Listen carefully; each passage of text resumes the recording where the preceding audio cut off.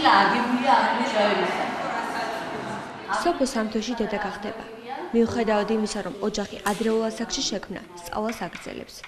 მომავალ წელს, მე-12 კლასში, მას გაკვეთილების მომზადებასთან ერთად შვილზე ზრუნვაც მოუწევს. იგი ფიქრობს, რომ მისი გადაწყვეტილება სწორია. მე-11 კლასში გავთხოვდი 10 ოქტომბერი 2012 წელს.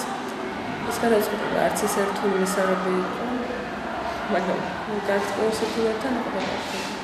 რა არის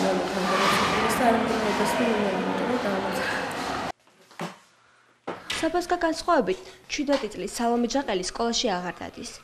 ახლა მისი მთავარი საზრუნავი ოჯახი და საოჯახო საქმეებია. სალომე ამბობს, რომ სკოლაში მისვლის რცხვენია. არ იცის, როგორ შეხვდებიან კლასელები და მასწავლებლები. ჩემი კომპლექსი ის არის, რომ არ შემიძლია მე ეს არ მაქვს, რომ გათხოვილი ვარ და მეუღლე მყავს და ვიარო სკოლაში. აი ეს არის ჩემთვის რაღაც საშინელება. 16 წლის უკვე ვიყავი დანიშნული და 17 წლის გავთხოვდი. არ ნანობ, აი ბავშვი მყავს და აი მის სიყვარულით გეუბნებით, რომ არ ნანობ, მე მაგალითად ჩემს თანატოლებს ურჩევდი, რომ არ უნდა იჩქარო. ჩემ შვილს არ ურჩევდი, მე ჩემ დას არ ურჩევდი, იმიტომ რომ უნდა გაიაროს ჩემ ის ბავშვის ის ლამაზი უდარდელი ცხოვრება. დაოჯახებას თავისი პრობლემები მოყვება, თავისი საზრუნავი მოყვება, ასე რომ მე არ ვეთანხმები. ბოლო 3 წლის მანძილზე ბათუმის თითქმის ყველა საჯარო სკოლაში ყოლიათ დაქორწინებული მოსწავლე. მათი უმრავლესობა გოგონაა. ამ პრობლემას ეხმიანება სახალხო დამცველის 2012 წლის ანგარიში, რომლის მიხედვითაც 2011-12 წლებში საქართველოს სკოლებში განათლების მიღება 7367 გოგონამ შეწყვიტა.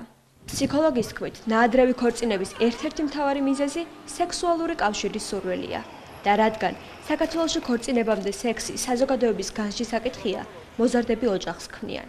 საკმაოდ ხშირად ასეთი ოჯახები ინგრევა. ჩემთან მომართული შემთხვევაში უბრალესი მათგანისი პრობლემა იყო ზუსტად თავისი როლის გაუცნობიერებლობა, მომზადებობა და შესაბამისი უნარების არ მქონდა იმისათვის, რომ თანასწორობის დროს შეესრულებინა მეუღლის და მშობლის როლი. საქართველოს კანონმდებლობით ქორწინება 16 წლის ასაკიდან არის შესაძლებელი. 16 წელს ქვემოთ ცალსახად დაუშვებელია კანონმდებლობით ქორწინების რეგისტრაცია. ეს პირველ ეტაპზე. გარდა ამისა, თუ 16 წელს ქვემოთ პირებს შორის მოხდება ქორწინების რეგისტრაცია, ეს გარკვეულწილად მიგვიყვანს სისხლის სამოჟაგო პასუხისმგებლობის მომენტამდე, როდესაც სქესობრივი კავშირი 16 წელს მიუწვეულ პირთან ისჯება სისხლის სამოჟაგოს კოდექსის შესაბამისი მუხლით, რაც ითვალისწინებს პასუხისმგებლობას არანაირ 1-დან 3 წლამდეც კი.